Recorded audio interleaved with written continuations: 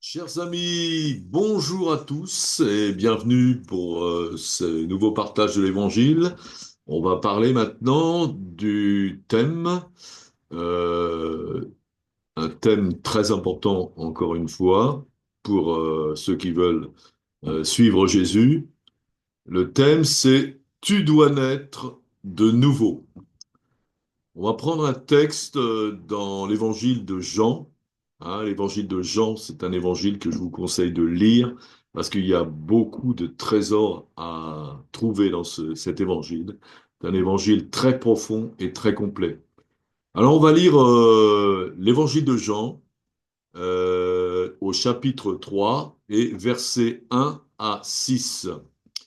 Mais il y eut un homme d'entre les pharisiens nommé Nicodème, un chef des Juifs, qui vint, lui, auprès de Jésus de nuit et lui dit, Rabbi, nous savons que tu es un docteur venu de Dieu, car personne ne peut faire ces miracles que tu fais si Dieu n'est avec lui. Jésus lui répondit, en vérité, je te le dis, si un homme ne naît de nouveau, il ne peut voir le royaume de Dieu. Nicodème lui dit, comment un homme peut-il naître quand il est vieux? Peut-il rentrer dans le sein de sa mère et naître? Jésus répondit, en vérité, je te le dis, si un homme ne naît d'eau et d'esprit, il ne peut entrer dans le royaume de Dieu. Ce qui est né de la chair est chair, et ce qui est né de l'esprit est esprit. Ne t'étonne pas que je t'ai dit, il faut que vous naissiez de nouveau. Alors, pourquoi donc un homme ou une femme, n'importe qui, pourquoi devons-nous naître de nouveau, hein? On est tous nés naturellement, dans le ventre de notre mère, mais c'est une naissance de la chair, hein, mais spirituellement, nous sommes morts, et si nous voulons vivre, nous devons renaître, naître de nouveau. Tous les hommes descendent d'Adam et Ève, ils ont été créés par Dieu, Adam et Ève, premier, et habitaient dans le jardin d'Éden, comme vous le savez sûrement. Ils avaient la vie éternelle et la communion avec Dieu. Mais Dieu leur avait dit, dans Genèse chapitre 2, versets 16 et 17, l'Éternel Dieu donna cet ordre à l'homme. Tu pourras manger de tous les arbres du jardin, mais tu ne mangeras pas de l'arbre de la connaissance du bien et du mal, car le jour où tu en mangeras, tu mourras. Alors, vous connaissez peut-être l'histoire, hein, Adam et Ève, tentés par le serpent qui représente le diable, ont mangé du fruit de l'arbre de la connaissance du bien et du mal. Et comme l'avait dit Dieu, à partir de ce moment-là, ils sont morts spirituellement avant de mourir physiquement. C'est-à-dire qu'ils ont perdu leur relation avec Dieu, cette relation avec Dieu a été coupée et ils n'avaient plus la connexion et ils n'avaient plus la vie éternelle. Ils sont morts spirituellement, n'avaient plus de vie spirituelle et ils ont transmis cette mort spirituelle à toute leur descendance, c'est-à-dire à tous les hommes. Dans l'Épître aux Romains, donc chapitre 5, verset 12, l'apôtre Paul nous dit, c'est pourquoi, comme par un seul homme, Adam, le péché est entré dans le monde, et par le péché, la mort, et qu'ainsi la mort s'est étendue sur tous les hommes, parce que tous ont péché. Donc, qu'est-ce qui provoque la mort? C'est le péché. Le péché a provoqué la mort d'Adam et Ève, Et le péché provoque aussi notre mort. Hein. Quand les enfants naissent dans le ventre de leur mère, ils sont tout petits, n'ont pas encore péché, mais ça vient assez tôt. Hein, et à partir d'un moment, donc, on est enfant, on pêche. Hein. On peut dire seuls les nouveau-nés et les petits-enfants sont épargnés s'ils meurent, par exemple, un enfant avorté, ben, évidemment, il va avec Dieu, et c'est le cas des petits-enfants, mais à partir d'un certain moment, quand ils prennent conscience du péché, commencent à pécher, eh bien, ils sont totalement séparés de Dieu. Je nous dis donc la parole. Voilà. Donc, le péché est entré dans le monde, hein, et chez tous les hommes, à travers le péché d'Adam et Ève. Nous péchons tous, hein, tous sont pécheurs, tous sont privés de la gloire de Dieu. Et nous sommes donc, en naissant de la chair, perdus et condamnés à la mort éternelle. Voilà pourquoi, si nous voulons être sauvés de cette mort éternelle et obtenir de nouveau la vie éternelle, nous devons naître de nouveau, c'est-à-dire naître spirituellement. Voilà pourquoi Jésus dit à Nicodème, en vérité, je te le dis, si un homme ne naît de nouveau, il ne peut voir le royaume de Dieu. Voilà. Donc une personne qui n'est pas née de nouveau ne peut pas voir le royaume de Dieu. Pourquoi? Parce qu'en fin de compte, il y a deux royaumes. Il y a le royaume de Dieu que Jésus est venu apporter, et il y a le royaume des ténèbres, hein, parce que, et en fin de compte, nous sommes tous, à cause du péché, dans le royaume des ténèbres. Et comme nous sommes dans le royaume des ténèbres, dont Satan est le prince, eh bien nous sommes aveuglés et nous ne pouvons pas voir le royaume de Dieu. Alors on va lire donc un autre passage dans l'évangile de Jean, chapitre 1, versets 1 à 4. Au commencement était la parole, et la parole était avec Dieu, et la parole était Dieu. Elle était au commencement avec Dieu. Toutes choses ont été faites par elle, et rien de ce qui a été fait n'a été fait sans elle. En elle était la vie, et la vie était la lumière des hommes. Donc, que représente ce commencement dont l'apôtre Jean nous parle? Eh bien, c'est le commencement, donc, qui est mentionné dès le début de la Bible, dans le livre de la Genèse, chapitre 1, versets 1 à 4. Au commencement, Dieu créa les cieux et la terre, l'univers. La terre était informe et vide, il y avait des ténèbres à la surface de l'abîme, et l'Esprit de Dieu se mouvait au-dessus des eaux. Dieu dit que la lumière soit, et la lumière fut. Dieu vit que la lumière était bonne, et Dieu sépara la lumière d'avec les ténèbres. Alors, que représente la lumière? Eh bien, la lumière, c'est le royaume de Dieu. Et que représentent les ténèbres? Les ténèbres, c'est le royaume de Satan. Et qu'est-ce qui a donné l'existence au royaume de Dieu? Et on voit que c'est la parole de Dieu, par la parole de Dieu, qui dit que la lumière soit, et la lumière fut. Donc la parole de Dieu donne l'existence au royaume de Dieu. Et que représente la parole qui était au commencement, qui était avec Dieu et qui était Dieu? Cette parole, évidemment, c'est Jésus. On va lire un autre passage, donc la suite, donc Jean chapitre 1, versets 5 et jusqu'à 8. La lumière luit dans les ténèbres, et les ténèbres ne l'ont point reçue. Il y eut un homme envoyé de Dieu, son nom était Jean.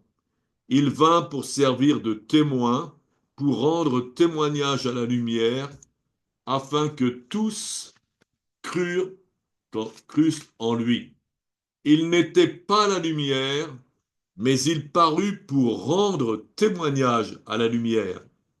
Donc Jean le Baptiste, est venu rendre témoignage à qui?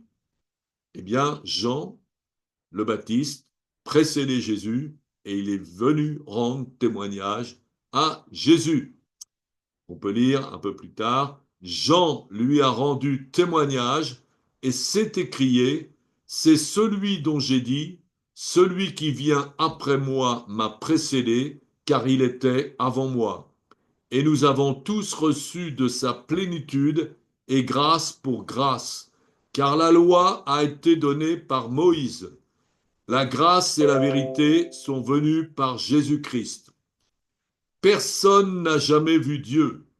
Le Fils unique qui est dans le sein du Père est celui qui l'a fait connaître. Donc, qui est la lumière? Puisqu'il rend témoignage à la lumière, eh bien la lumière, c'est Jésus. Hein, comme il le dit lui-même un peu plus loin dans l'évangile de Jean, chapitre 8, Jésus leur parla de nouveau et dit, je suis la lumière du monde.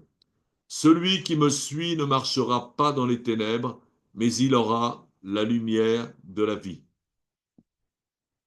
On va lire donc la suite, Jean, toujours le chapitre 1, à partir du verset 9. Cette lumière était la véritable lumière qui, en venant dans le monde, éclaire tout homme.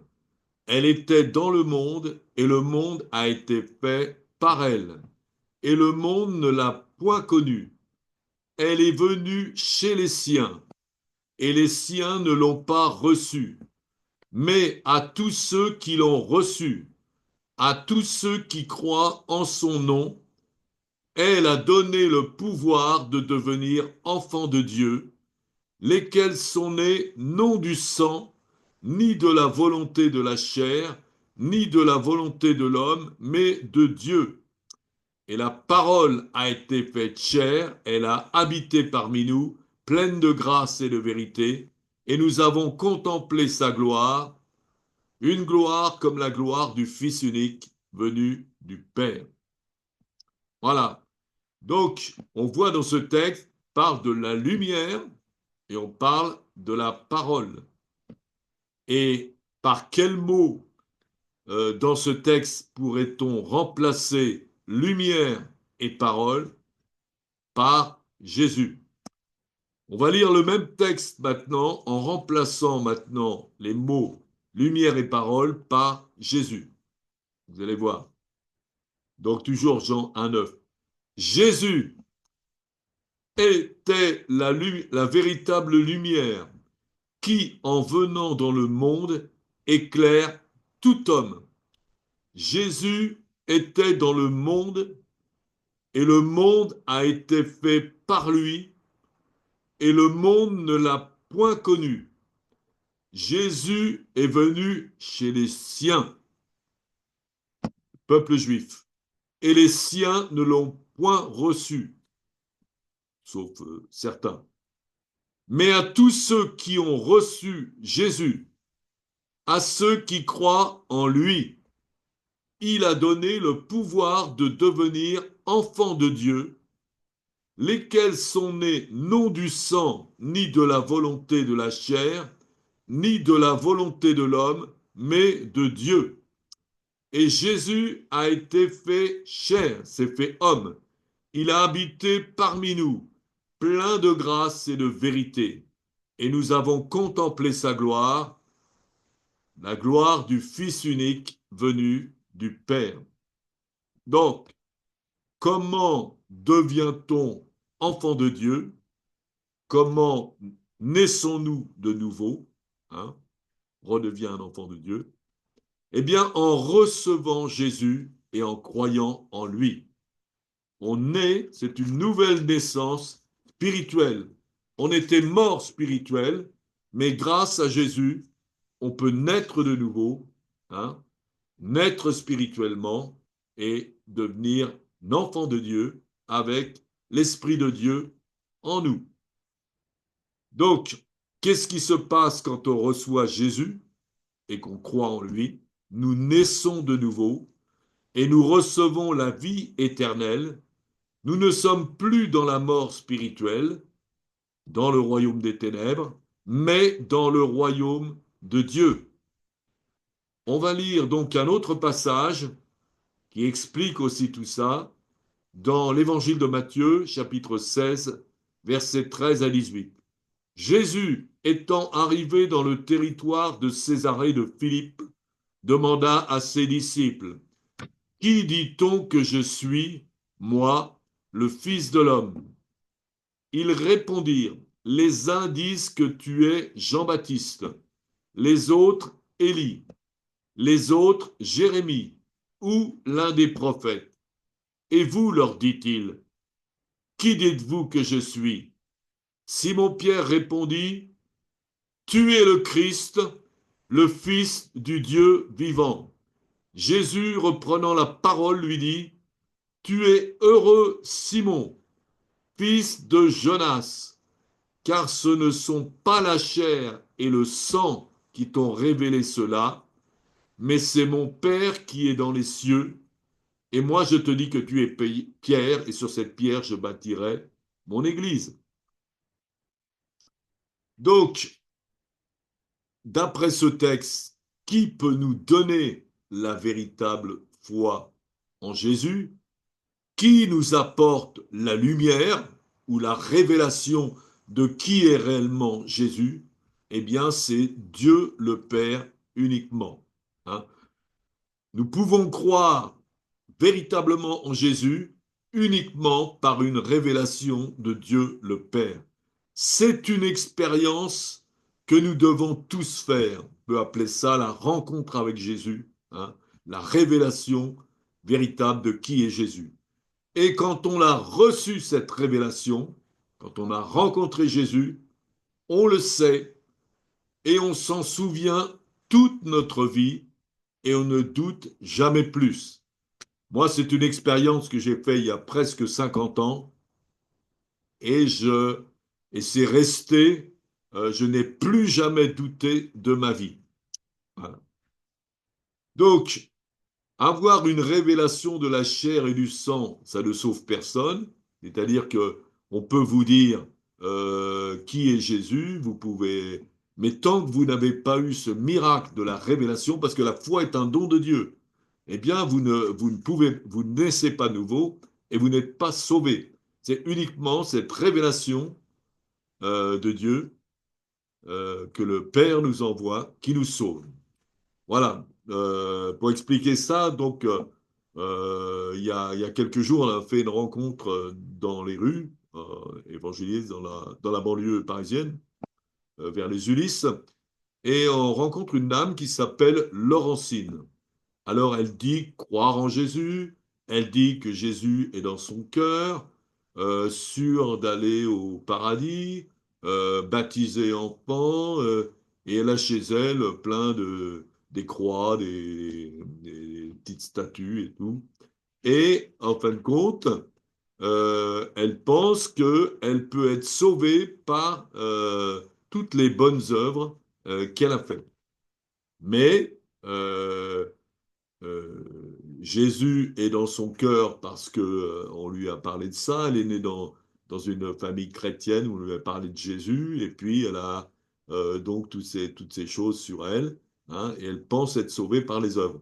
En réalité, euh, elle n'a pas reçu la révélation de la part du Père, mais c'est une révélation de la part des hommes, du chair et du sang. Et en fin de compte, on voit qu'elle n'est pas sauvée parce que on n'est pas sauvé par les bonnes œuvres qu'on a faites, mais on est sauvé uniquement par Jésus et par la bonne œuvre qu'il a faite pour nous tous en montant sur la croix, en versant son sang sur la croix, en recevant la condamnation que nous méritons tous et en ressuscitant des morts. Donc, je m'aperçois que cette femme, elle n'est pas née de nouveau. Donc, je commence à prier pour elle. Et je prends autorité contre tout aveuglement, tout esprit de mensonge religieux, d'idolâtrie qui l'aveugle. Elle éclate en sanglots. Elle reçoit une conviction de péché. Et elle reconnaît maintenant qu'elle n'est pas sauvée. Et elle prie avec moi pour recevoir Jésus dans son cœur. Elle est complètement changée et elle est d'accord pour aller se faire baptiser, hein, non pas un baptême d'un enfant, mais un baptême conscient. Hein. Jésus a dit, celui qui croira et sera baptisé sera sauvé. Donc, il faut croire avant d'être baptisé. Et quand on a été baptisé bébé, ce sont les parents qui s'engagent, mais c'est pas nous. Et donc, et on ne croit pas en général. Mais il faut croire et puis après aller s'engager. Donc elle était d'accord, on lui a donné une adresse d'église. Voilà, elle nous a répondu, elle nous a bien remercié de ce qui s'était passé. Voilà. Donc vous pouvez être chrétien parce que vous êtes né dans une famille chrétienne, hein, mais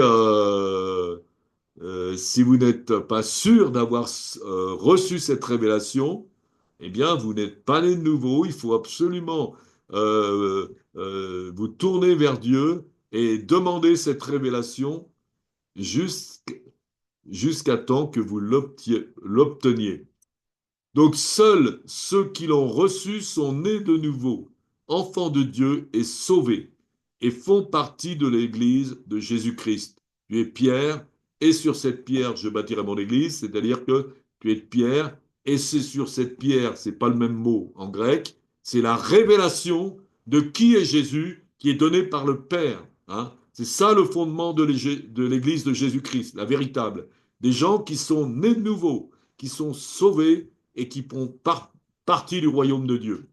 Beaucoup de gens qui se disent chrétiens et n'ont jamais reçu cette révélation. Hein. Que ce soit chez les catholiques, même chez les évangéliques et tout, et des gens qui n'ont jamais reçu cette révélation. Donc ils ne sont pas sauvés, ils ne sont toujours pas dans le royaume de Dieu. Et s'ils meurent, ils sont perdus. Hein. Je me souviens d'une église où on m'avait invité, c'est une église évangélique, et puis on m'avait invité pour entraîner les gens dans l'évangélisation.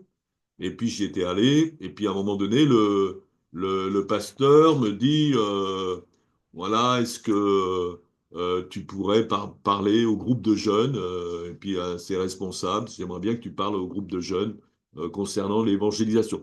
Donc je suis allé parler avec le groupe de jeunes, il y avait 20 ou 30 personnes, et puis au départ, je leur pensais parler d'évangélisation, parce que les jeunes, ils sont toujours partants pour aller dans les rues, parler de Jésus. Mais là, je me suis aperçu que ces gens-là n'étaient pas nés de nouveau. Ils étaient simplement chrétiens, ils allaient à l'église parce que leurs parents allaient à l'église. Et donc, ils n'avaient pas de révélation. Ils avaient simplement entendu des enseignements, écouté les enseignements des hommes, et puis suivi. Mais il n'y avait pas de nouvelle naissance. Hein.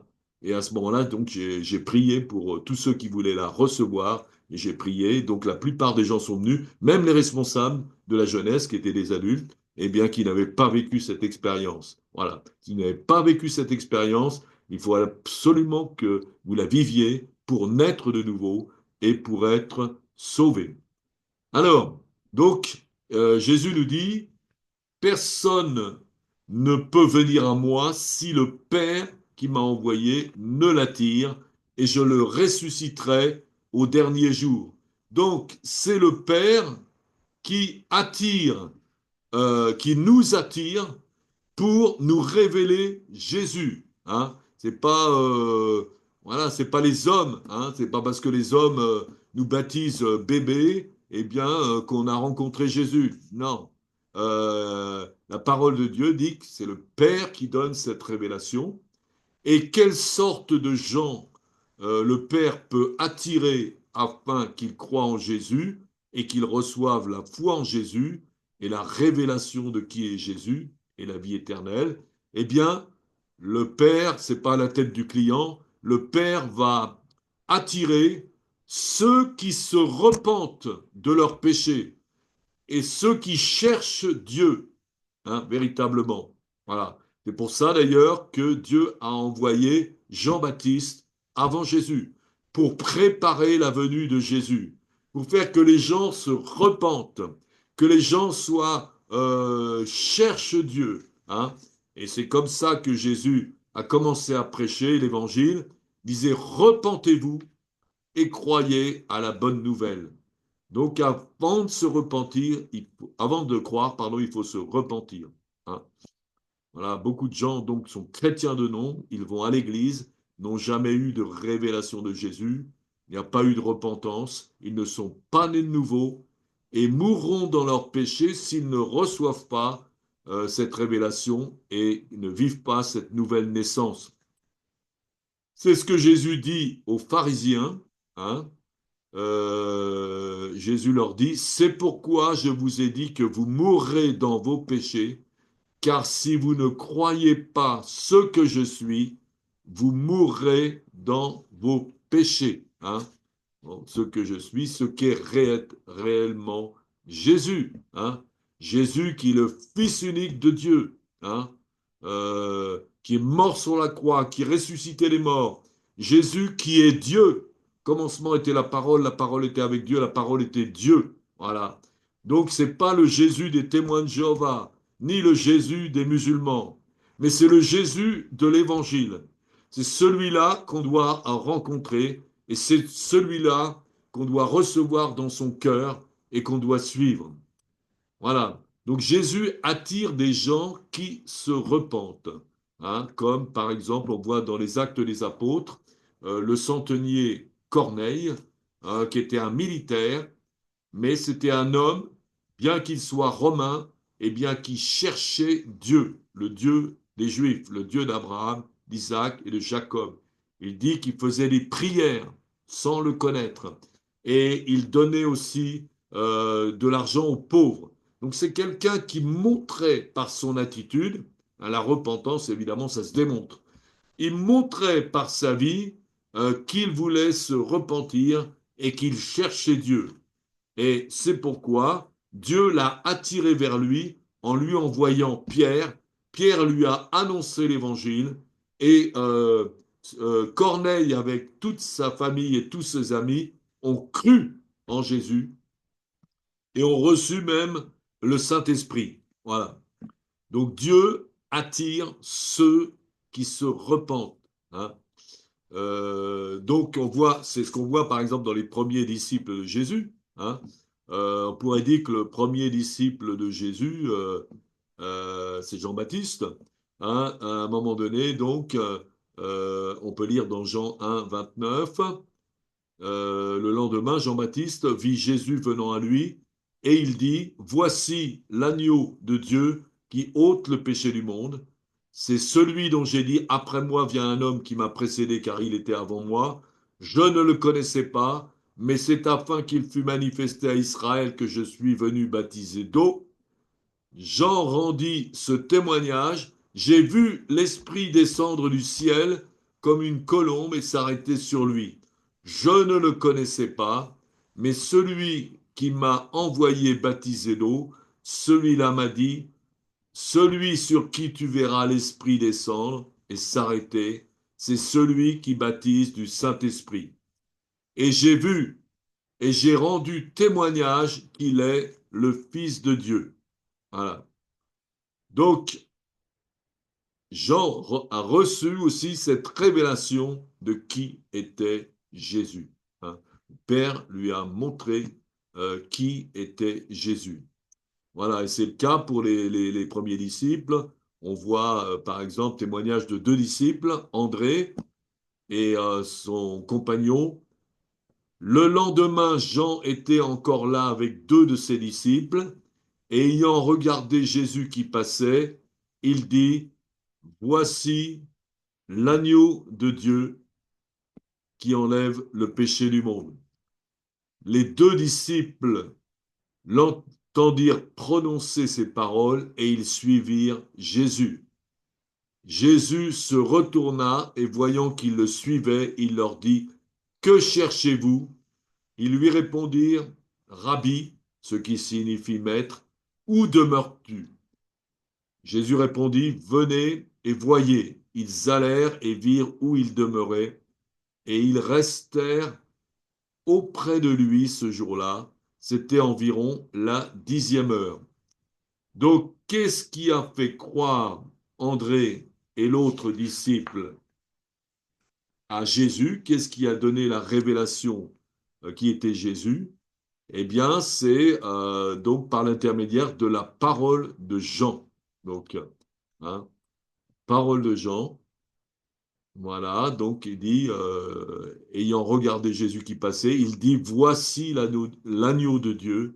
Et les deux disciples l'ont entendu, ils ont cru et ils ont suivi Jésus. Hein. Quand on reçoit cette révélation de Jésus, on peut la recevoir directement du Père ou par l'intermédiaire d'une personne, comme c'était le cas donc pour ses disciples, par Jean-Baptiste, et ils suivirent Jésus. À partir de ce moment-là, on devient disciple de Jésus. Quand vous recevez cette révélation, vous pouvez être disciple de Jésus. Si vous n'avez pas reçu cette révélation, vous ne pouvez pas être disciple de Jésus. On suit quelqu'un quand on sait véritablement qui il est. Et c'est en recevant la révélation de Jésus, par un miracle, par une révélation de Dieu le Père, ou transmise par quelqu'un qui a vraiment une parole de Dieu pour nous, et qu'on peut le suivre. Voilà, c'est le cas aussi de Pierre. Hein, donc on voit un peu plus loin. André, frère de Simon-Pierre, était l'un des deux qui avait entendu les paroles de Jean et qui avait suivi Jésus. Ce fut lui qui rencontra le premier son frère Simon et lui dit, nous avons trouvé le Messie, ce qui signifie Christ. Et il le conduisit vers Jésus. Et Jésus, l'ayant regardé, dit, Simon, tu es Simon, fils de Jonas, tu seras appelé Céphas, ce qui signifie Pierre. Donc on voit que ce qui a fait croire Jésus, Pierre, pardon, c'est la parole de Jésus, hein, parole que Jésus avait reçue de son Père, hein, Jésus qui disait tout ce que je fais, le Père me le montre, ce que je dis, le Père me le donne. Donc c'est une parole qui venait du Père, prononcée par Jésus, et qui a dit tu es Simon, fils de Jonas, tu seras appelé Céphas. Avant, Jésus ne connaissait pas Pierre, et Pierre ne connaissait pas Jésus. Mais par cette parole de connaissance, eh bien, donc Pierre a reçu vraiment la conviction que cet homme qui lui parlait était bien le Fils de Dieu, le Messie, le Christ, comme il va le dire plus tard, hein, tu es le Christ, le Fils du Dieu vivant. Pierre, évidemment, a suivi Jésus, c'est devenu un des principaux apôtres. On a aussi le témoignage de Nathanaël, toujours dans l'évangile de Jean, chapitre 1. Le lendemain, Jésus voulut se rendre en Galilée et rencontra Philippe. Il lui dit, suis-moi. Philippe était de Bethsaïda, de la ville d'André et de Pierre, et Philippe rencontra Nathanaël et lui dit, nous avons trouvé celui de qui Moïse a écrit dans la loi et dans les prophètes ont parlé, Jésus de Nazareth, fils de Joseph. Nathanaël lui dit, peut-il venir de Nazareth quelque chose de bon, hein? Parce que, évidemment, Nathanaël était juif. Et pour lui, le Messie venait pas de Nazareth, il venait de Bethléem, donc il ne comprenait pas. Philippe lui dit, viens et vois. Jésus, voyant venir à lui Nathanaël, dit de lui, voici vraiment un Israélite dans lequel il n'y a point de fraude. Et Jésus n'avait jamais vu Nathanaël. C'est une révélation qu'il avait en voyant Nathanaël. Nathanaël qui lui dit, d'où me connais-tu? Lui dit Nathanaël, Jésus lui répondit, avant que Philippe t'appelât, quand tu étais sous le figuier, je t'ai vu. Nathanaël répondit et lui dit, Rabbi, tu es le Fils de Dieu, tu es le roi d'Israël. Hein? Jésus lui répondit, parce que je t'ai dit que je t'ai vu sur le figuier, tu crois? Tu verras de plus grandes choses que celles-ci. Et il lui dit, en vérité, vous verrez désormais le Fils ouvert, le ciel ouvert, pardon, et les anges de Dieu monter et descendre sur le Fils de l'homme. Alors, qu'est-ce qui a fait croire Nathanaël? Ben, c'est la parole de Jésus, hein, que Jésus a reçue du Père. Il a reçu une vision. Quand il a vu Nathanaël, il a su qu'il était un juif dans lequel il n'y a point de fraude. Pourquoi? Parce que Nathanaël était à cheval sur les Écritures et il ne comprenait pas pourquoi le Messie devenait, c'était Jésus de Nazareth, hein, et parce que évidemment le Messie venait de Bethléem. Et ça, il ne le savait pas encore. Donc, et Jésus lui dit aussi, je t'ai vu quand tu étais sous le figuier. Quand Nathanaël était sur le figuier, il n'y avait personne. Mais Jésus a reçu en vision cette vision du Père, il a vu Nathanaël. Et à partir de ce moment-là, Nathanaël croit parce qu'il a eu cette révélation, hein, à travers les paroles de Jésus. Voilà. Donc, nous devons tous avoir une révélation une révélation de qui est Jésus. Hein, c'est comme ça que ça commence. Voilà. Et donc, repentez-vous et croyez à la bonne nouvelle. Hein. Donc, moi aussi, j'ai eu cette révélation. Hein. Ma révélation, elle a commencé par une repentance. Hein. J'ai passé donc une période, un moment très difficile dans ma jeunesse où j'ai eu une dépression à cause d'une déception sentimentale. Et je suis vraiment, j'étais dans des souffrances terribles, ça a duré plusieurs mois. Et puis, je ne comprenais pas ce qui m'arrivait, je n'arrivais pas à remonter la pente. Et à ce moment-là, je disais pourquoi, pourquoi. Un jour, j'étais dans le métro et il y a une parole maintenant qui est venue en moi, à l'intérieur de moi, et qui m'a dit ceci. Voici cette fille laquelle tu étais, elle t'a trompé, hein, tu as cru en elle, elle t'a trompé. Mais toi, quand tu voles dans les supermarchés, ce que je faisais quand j'étais jeune, et quand tu mens, ce que je faisais aussi, eh bien, tu trompes les autres. Tu as récolté ce que tu as semé. Et là, j'ai vécu une repentance directe. À partir de ce moment-là, j'ai arrêté complètement de voler et j'ai arrêté complètement de mentir. Et ensuite, je me suis mis à chercher Dieu. Hein. Et ensuite, j'avais rencontré des chrétiens qui avaient fait cette rencontre avec Jésus, qui m'en parlaient. Moi, je ne l'avais pas. Hein. Je dis, je veux bien croire en Dieu, je suis pas fou. Et quand même, la terre et l'univers, c'est pas fait tout seul. Mais pourquoi Jésus? Pourquoi pas Mahomet? Pourquoi pas Bouddha? Et puis on m'a dit, mais vraiment, c'est à toi de demander. Et j'ai parlé, j'ai fait une prière, je demandais à Jésus de se révéler à moi. Hein. Et si tu es vraiment le Fils de Dieu, tu es mort sur la croix, ressuscité, je veux bien croire en toi, mais révèle-toi à moi, hein, prouve-le-moi. Et en fin de compte, en l'espace d'un mois ou deux, j'ai eu deux révélations. Première révélation, c'est qu'il est venu en moi. J'ai compris que Jésus était en moi. Hein, et donc j'ai reçu Jésus en moi. Voilà. Et ensuite, j'ai cru aussi qu'il était le Fils de Dieu, qu'il était l'Esprit de Dieu, tout est venu en moi. Et j'ai lu aussi la Bible du début à la fin, et j'ai reçu vraiment aussi cette révélation que ce livre était véritablement la parole inspirée de Dieu. Et j'ai suivi Jésus. J'ai commencé à parler de Jésus à tout le monde. Quand on reçoit Jésus, quand on a Jésus en nous, on ne peut pas s'empêcher d'en parler. Hein. On n'a pas peur d'en parler. Hein. On en parle à tout le monde parce que on réalise que c'est la plus belle rencontre qu'on peut faire de sa vie. Et si on aime les autres, on a envie que eux aussi la fassent. Hein. C'est la révélation qui nous sauve, qui nous donne la vie éternelle. Alléluia. Et qui nous fait rentrer dans le royaume de Dieu. Et Dieu veut que tout le monde y rentre. Voilà, que le Seigneur vous bénisse. Hein, et si vous n'avez pas reçu cette révélation, eh bien, je vous demanderai simplement de répéter cette prière avec moi. Hein. Vous dites simplement, Père éternel, je veux me repentir de tous mes péchés. Aide-moi à me repentir complètement. Voilà. Et viens me révéler qui est réellement Jésus, afin qu'il vienne dans mon cœur et qu'il vienne diriger ma vie. Je te le demande au nom de Jésus. Amen. Et je crois que tu vas le faire. Amen. Soyez bénis et si vous trouvez que cet enseignement fait du bien à quelqu'un, ben, partagez-le et envoyez-le à beaucoup d'autres personnes. À bientôt pour une nouvelle émission.